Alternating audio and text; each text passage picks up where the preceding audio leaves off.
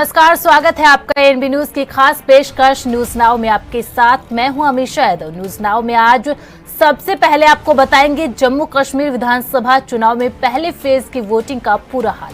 वहीं दूसरे मुद्दे में आपको बताएंगे देश में चल रही वन नेशन वन इलेक्शन की चर्चा के बीच मोदी सरकार ने कौन सा बड़ा फैसला किया है। साथ ही तीसरे मुद्दे में आपको बताएंगे नेता प्रतिपक्ष राहुल गांधी पर अभद्र टिप्पणी के बाद कांग्रेस ने कैसे किया हल्ला बोल। वहीं आखिरी सेगमेंट में आपको बताएंगे लेबनान में एक के बाद एक हुए सीरियल धमाकों ने दुनिया को कैसे स्तब्ध कर दिया। तो चलिए बिना किसी देरी के शुरू करते हैं न्यूज नाउ। जम्मू कश्मीर में 10 साल बाद हो रहे विधानसभा चुनाव में पहले फेज के तहत कुल 24 सीटों पर मतदान कराया गया। इनमें जम्मू के 23 जिलों की 8 विधानसभा सीटें और कश्मीर के 4 जिलों की 16 सीटें शामिल हैं। इन 24 सीटों पर 23 लाख से ज्यादा मतदाता 90 निर्दलीयों समेत 219 उम्मीदवारों की किस्मत इलेक्ट्रॉनिक वोटिंग मशीनों में कैद हो गई। निर्वाचन आयोग ने पहले चरण में 24 सीटों पर वोटिंग के लिए 3276 पोलिंग बूथ बनाए थे। वहीं पहले फेज की वोटिंग में किश्तवाड़ में जबरदस्त मतदान देखने को मिला।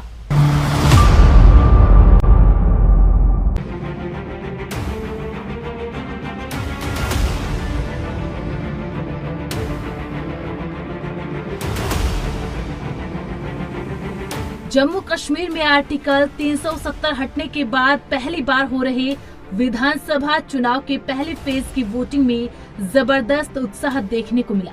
जम्मू कश्मीर विधानसभा चुनाव के पहले फेज में 7 जिलों की 24 विधानसभा सीटों पर सुबह 7 बजे से वोटिंग शुरू हो गई। इस फेज में मतदाताओं ने 219 उम्मीदवारों की किस्मत का फैसला ईवीएम में कैद कर दिया। पहले दौर में अनंतनाग की 7, पुलवामा की 4, किश्तवाड़, कुलगाम और डोडा की 3-3 और रामबन और शोपिया जिले की 2-2 सीटें शामिल रही। इस दौरान किश्तवाड़ में भी जबरदस्त मतदान देखने को मिला। वहीं मतदान के बीच जम्मू कश्मीर में विधानसभा चुनाव के पहले फेज में मतदाताओं में दिख रहे उत्साह का उमर अब्दुल्ला ने स्वागत किया। नेशनल कॉन्फ्रेंस के उपाध्यक्ष उमर अब्दुल्ला ने कहा कि मतदाता अपने लोकतांत्रिक मतदान अधिकार का प्रयोग करने के लिए पिछले 10 वर्षों से बेसब्री से इंतजार कर रहे थे। नहीं, बड़ी अच्छी बात है। हम तो चाहते हैं कि जो लोग इलेक्शन में हिस्सा लें। नेशनल कॉन्फ्रेंस एक कार्डर बेस्ड पार्टी है, हर जगह हमारे लोग हैं और जितने वोट पड़ेंगे उतना अच्छा है, जमहूरियत के लिए अच्छा है, नेशनल कॉन्फ्रेंस के लिए अच्छा है। फ़िलहाल जो मैंने अपने साथियों से मौके पे बात की, भारी तादाद में नेशनल कॉन्फ्रेंस को वोट पड़ रहे हैं हर इलाके से और हम कामयाबी की उम्मीद लगाए बैठे हैं। हमने देखा कि बुजुर्ग, बूढ़े, छोटे सब निकल रहे हैं सर। नहीं, अच्छी बात है। अब 10 साल से हम इस दिन का इंतज़ार करते आए। हमें तो समझ में नहीं आता कि 18 के बाद हमें इतनी देर जमहूरियत से अलग क्यों रखा गया, हमारा हक हमसे छीना क्यों गया। मुद्दे इस इलेक्शन में बहुत हैं। हमने कोशिश की कि मुद्दों के हवाले से हम लोगों से बात करें और उन्हें बताएं कि अगर 5 साल के लिए उन्होंने हमें अपनी कीमती वोटों से नवाजा तो हम उनके लिए क्या करेंगे। वहीं पहले फेज की वोटिंग पर बीजेपी प्रदेश प्रभारी तरुण चुग ने कहा, यह प्रधानमंत्री मोदी की विकास और विश्वास के विजन की जीत है। जहां उन्होंने विकास किया है वहां उन्होंने जम्मू कश्मीर की जनता का विश्वास जीता है। भारी पोलिंग यही बताती है कि प्रधानमंत्री मोदी की जो सबका साथ सबका विकास की सोच थी वो पूरी हुई। ऐसा है कि मैं समझता हूँ ये प्रधानमंत्री नरेंद्र मोदी जी के विकास व विश्वास के विजन की जीत है। जहां उन्होंने विकास किया है वहां उन्होंने जम्मू कश्मीर की जनता का विश्वास जीता है। ये वही धरती है जहां बायकाट होता था। ये वही पोलिंग बूथ है जहां 5-7 वोट पड़ते थे और पूरी विधानसभा में 1000, 1200, 500, 700 वोट पड़ते थे और वो भी कैसे पड़ते थे ये जहां की जनता जानती है। लेकिन बायकाट की जगह भारी पोलिंग ने ली और ये भारी पोलिंग, लंबी लाइनें ये बताती हैं कि प्रधानमंत्री मोदी जी का विश्वास का जो मंत्र था, जो उनकी सोच थी वो पूरी हुई है और आज जनता भारत के कॉन्स्टिट्यूशन पर, भारत के लोकतंत्र पर विश्वास कर रही है। उधर जम्मू कश्मीर के पुंछ में मौजूद कांग्रेस नेता सचिन पायलट ने कहा यह सरहद का इलाका है और यहाँ हमेशा से कांग्रेस पार्टी मजबूत रही है। हमारे गठबंधन के प्रत्याशी है। मुझे लगता है कि यहाँ इंडिया गठबंधन की सरकार बनेगी। ये सरहद का इलाका है, यहाँ पर हमेशा से कांग्रेस पार्टी मजबूत रही है। अलायंस के हमारे कैंडिडेट हैं चौधरी शाहनवाज जी, नौजवान को पार्टी ने मैंडेट दिया है और जो माहौल देख रहा हूँ मैं, हर जगह लोग चाहते हैं कि नई सरकार बने, वो सरकार ऐसी सरकार बने जो लोगों की उम्मीदों पर खरा उतरे। और मुझे लगता है कि हमारी जो इंडिया अलायंस का जो हमारा यहाँ गठबंधन हुआ है उसकी सरकार बनेगी। भारतीय जनता पार्टी खुद भी चुनाव लड़ रही है और बहुत सारे प्रॉक्सी कैंडिडेट खड़े कर रखे हैं ताकि वोट खराब कर सकें, लेकिन यहाँ के जो मतदाता हैं वो इस राजनीति को समझ रहे हैं। यहाँ की जमहूरियत को मजबूत करने के लिए अलायंस को वोट मिलेगा ऐसा मैं मानता हूँ। यहाँ पे डेवलपमेंट विकास जो ठप पड़ा है, 10 साल से यहाँ पर चुनाव नहीं हुए, लोग उम्मीदों के साथ चुनाव लड़ रहे हैं और खासकर नौजवान लोग बढ़ चढ़कर हमारे अलायंस पार्टीज को जिताएंगे। यहाँ पर हमारे कांग्रेस कैंडिडेट हैं और मुझे लग रहा है कि यहाँ भारी बहुमत से जब रिजल्ट आएगा तो हम जीत कर निकलेंगे। बता दें जम्मू कश्मीर में कुल 90 सीटें हैं, जिनमें 47 घाटी में और 43 जम्मू संभाग में है। सुरक्षा के मद्देनजर चुनाव आयोग जम्मू कश्मीर में 3 चरणों में मतदान संपन्न करवा रहा है। दूसरे फेज के लिए 25 सितंबर और तीसरे तथा अंतिम चरण के लिए 1 अक्टूबर को मतदान होगा। इसके बाद 8 अक्टूबर को नतीजे घोषित होने के साथ ही ये तय हो जाएगा कि घाटी में 10 साल के बाद होने वाले ऐतिहासिक चुनाव का सूरमा कौन बनने जा रहा है।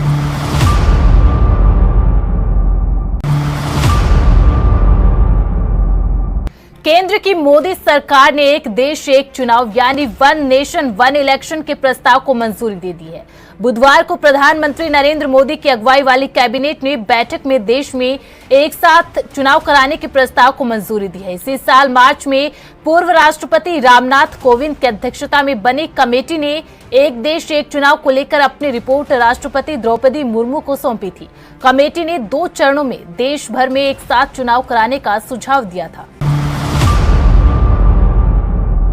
प्रधानमंत्री नरेंद्र मोदी की ड्रीम प्रोजेक्ट एक देश एक चुनाव वाले प्रस्ताव को केंद्रीय कैबिनेट ने मंजूरी दे दी है। प्रधानमंत्री नरेंद्र मोदी की अगुवाई वाली कैबिनेट में वन नेशन वन इलेक्शन के प्रस्ताव को मंजूरी देने के बाद केंद्रीय मंत्री अश्विनी वैष्णव ने कहा, इसका उद्देश्य लोकसभा और राज्यों की विधानसभाओं के चुनाव को एक साथ कराना है। यह कदम देश में बार बार होने वाले चुनाव से बचने और संसाधनों की बचत करने के लिए उठाया गया है। यूनियन कैबिनेट में माननीय प्रधानमंत्री श्री नरेंद्र मोदी जी ने एनडीए की सरकार ने वन नेशन वन इलेक्शन में जो हाई लेवल कमेटी की रिकमेंडेशंस थी उसको एक्सेप्ट किया है।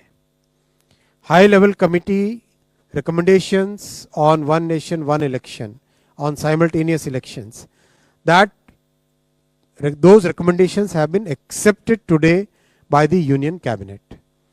And as you are aware, 1951 से 1967 तक इलेक्शन साइमल्टेनियसली होते थे।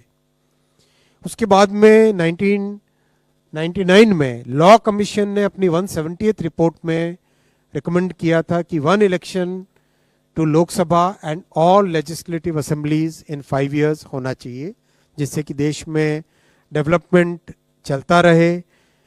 जो बहुत सारा खर्चा होता है इलेक्शंस के कारण वो न हो, बहुत सारा लॉ एंड ऑर्डर और क्रिमिनल जस्टिस सिस्टम जो बाधित हो जाता है, because policeman are totally deployed in maintaining the election law and order, वो सब जो बड़ा एक बहुत बड़ा एक डिसरप्शन रहता है वो ना हो।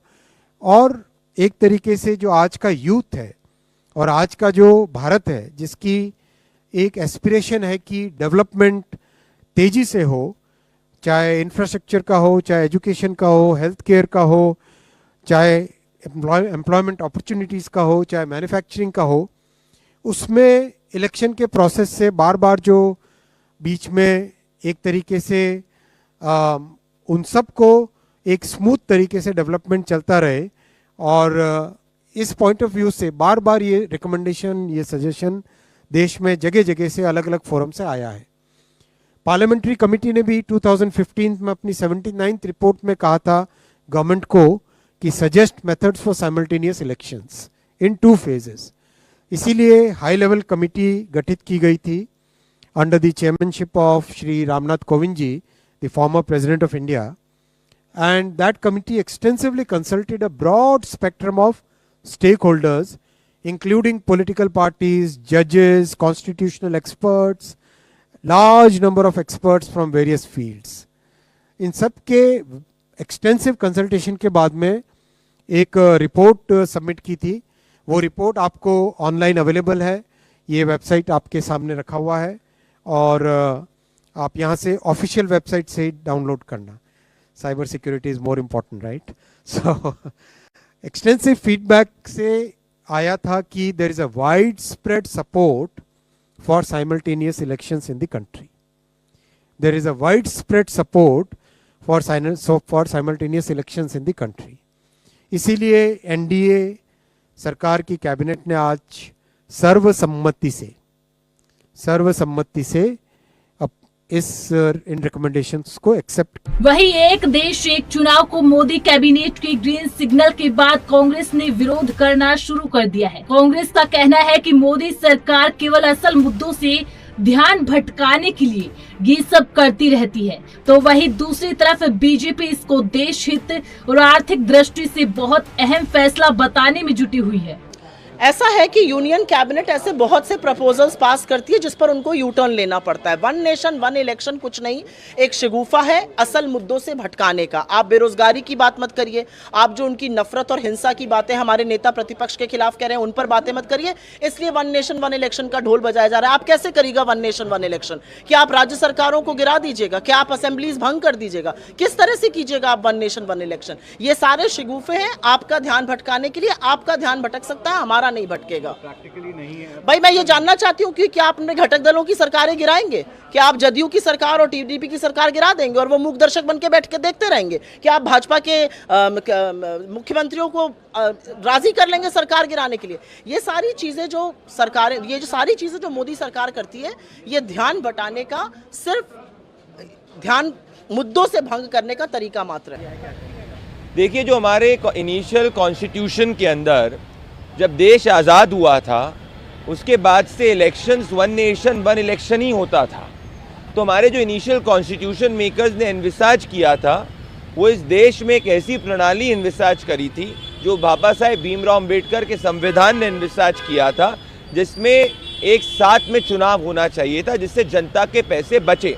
प्रधानमंत्री नरेंद्र मोदी जी ने 2024 चुनाव के पहले भी और 2019 के जस्ट बाद भी ये कई बार जिक्र किया है कि जनता के भले के लिए चुनाव साथ में होने चाहिए. One nation one election cabinet के डिसीजन हुए, प्रारूप क्या होगा? इस देश के अंदर में कई राज्य हैं जिनके चुनाव अलग अलग समय पे होते हैं. आप चाहते हैं कि देश में केंद्र का चुनाव, राज्य का चुनाव एक बार हो, तो उसके लिए एक पुख्ता व्यवस्था होनी चाहिए.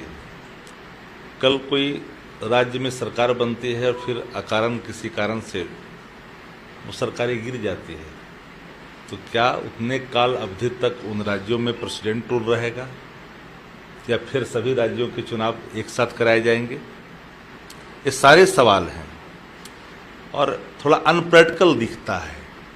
बाबत भी केंद्र सरकार ने निर्णय कैबिनेट से लिया है.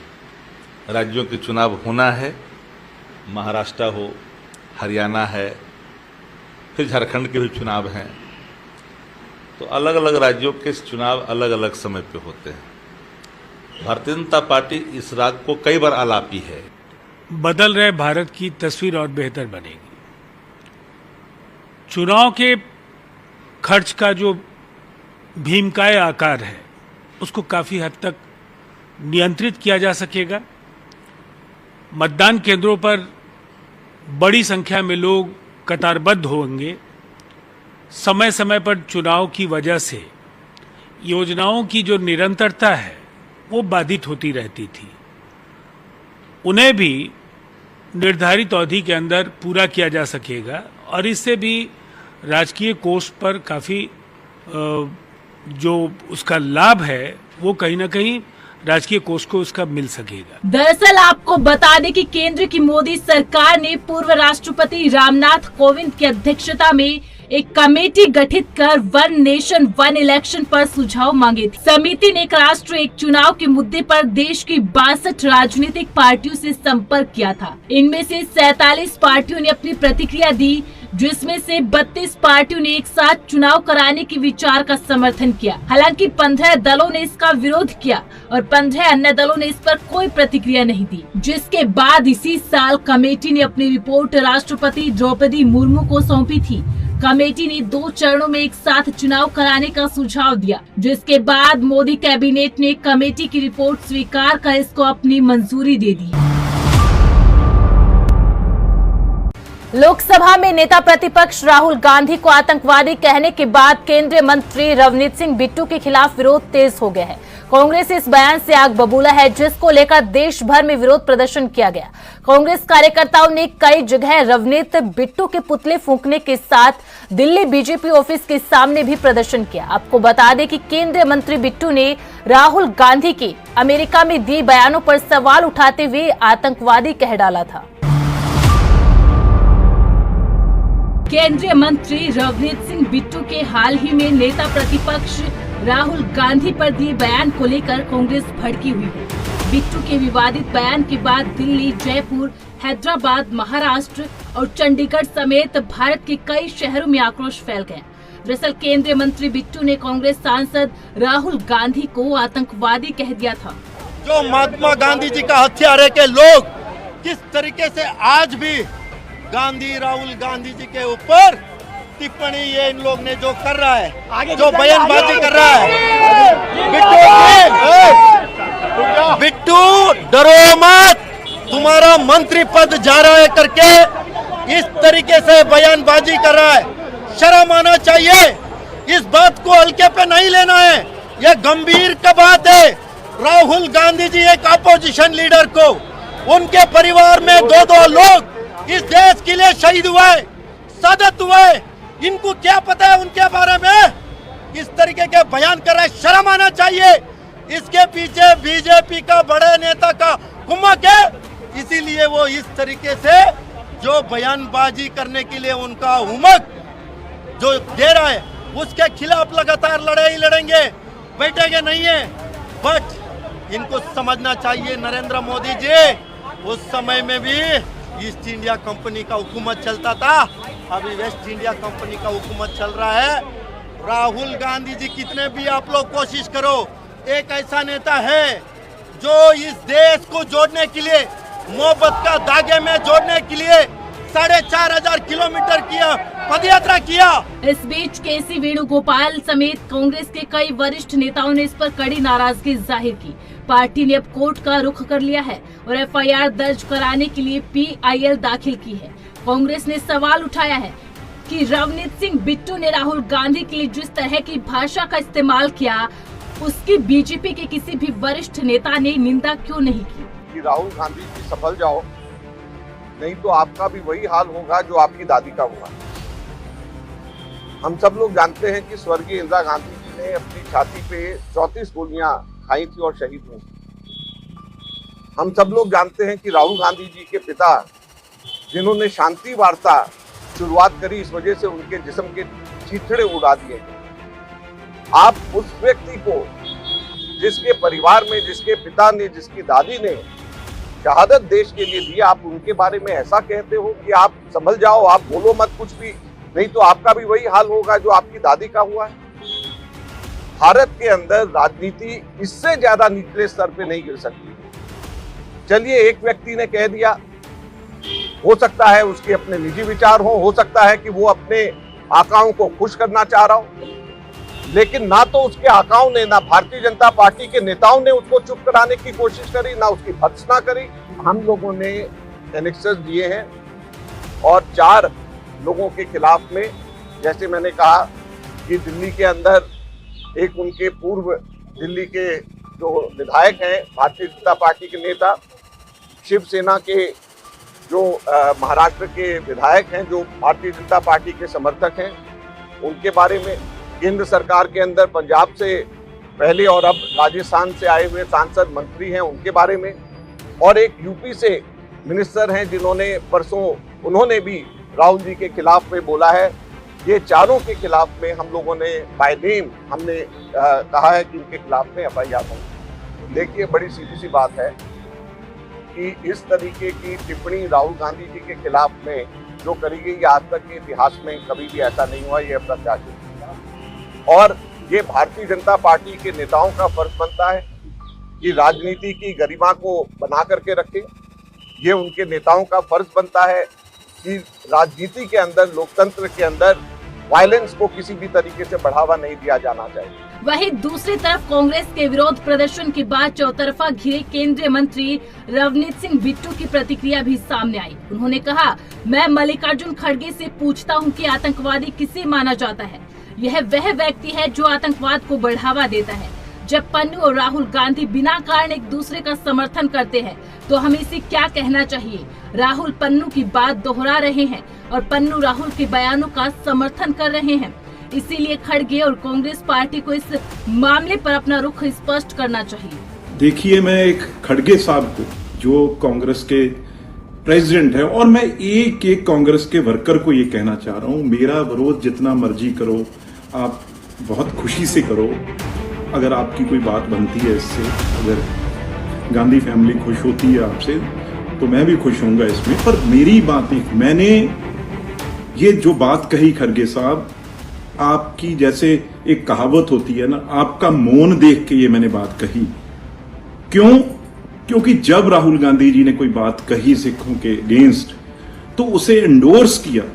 उसे जो सबसे बड़ा देश का दुश्मन है पन्नू, जो वहां पे रेफरेंडम करा रहा है खालिस्तान के लिए, उस आदमी ने राहुल गांधी के हक में बयान दिया। मेरी तकलीफ, मेरी पीड़ा ये है, आप मीडिया पे एक चीज को लेके घुमा के बता रहे हैं, पर असली चीज खड़गे साहब, जो राहुल गांधी ने बात कही सिखों के बारे में, वो पगड़ी नहीं बांध सकते देश में, कड़ा नहीं डाल सकते, गुरुद्वारा नहीं जा सकते, उस बात को एंडोर्स किसने किया?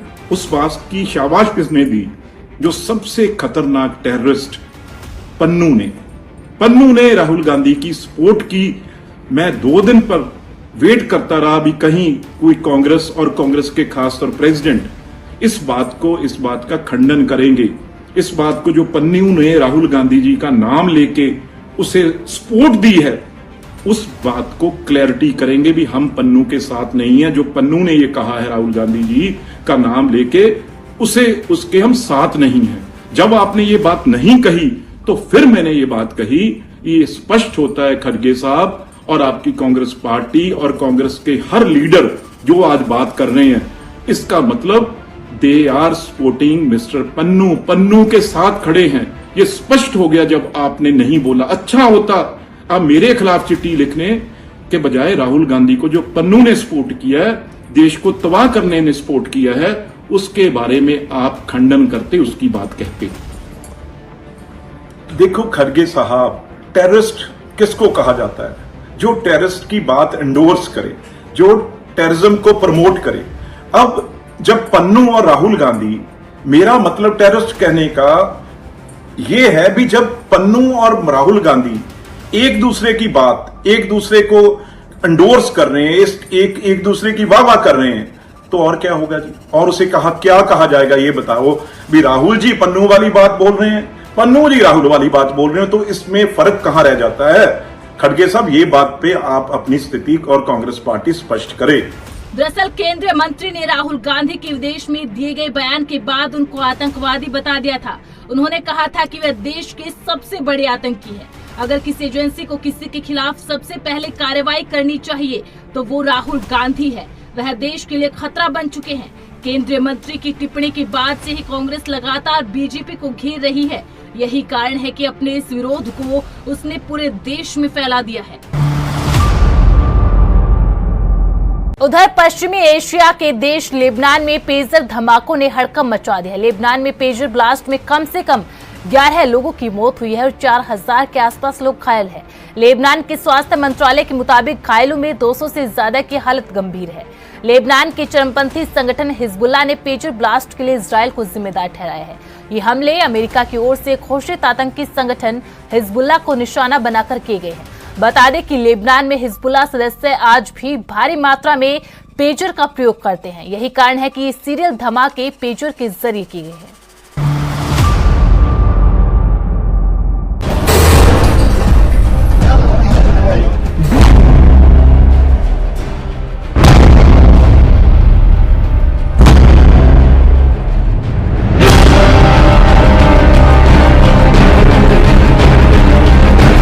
पहले बीप बीप की लंबी आवाज, फिर एक एक कर पेजर में होने लगे ब्लास्ट। धमाकों का सिलसिला देर तक चलता रहा।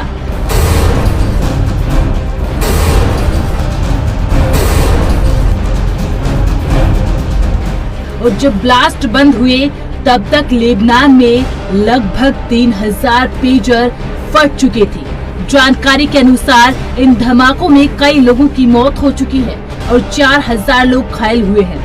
इन धमाकों ने न सिर्फ लेबनान और उसके पड़ोसी सीरिया में थरथरी पैदा कर दी, बल्कि दुनिया भी इस हमले से सन्न है। लेबनान के चरमपंथी संगठन हिजबुल्लाह ने पेजर ब्लास्ट के लिए इजराइल को जिम्मेदार ठहराया और कहा कि इसकी उचित सजा देंगे। हालांकि इजराइल की तरफ से इस घटना पर कोई बयान नहीं आया है। लेबनान के स्वास्थ्य मंत्री ने मीडिया को बताया कि इन धमाकों में कम से कम 11 लोग मारे गए। लेबनान ने इसे दुश्मनों की तरफ से हुआ ऐसी घटना करार दिया जो पहले कभी नहीं हुई थी। पूरे लेबनान में लगभग एक ही समय में हाथ में रखे पेजर में विस्फोट हुआ। लेबनान में हुए इन धमाकों के बाद अफरा तफरी मच गई और चारों तरफ चीख पुकार की आवाजें आ रही थी। इस बीच दावा किया जा रहा है कि अमेरिका की ओर से घोषित आतंकी संगठन हिजबुल्लाह को निशाना बनाकर ही लेबनान की राजधानी बेरूत में इस हमले को अंजाम दिया।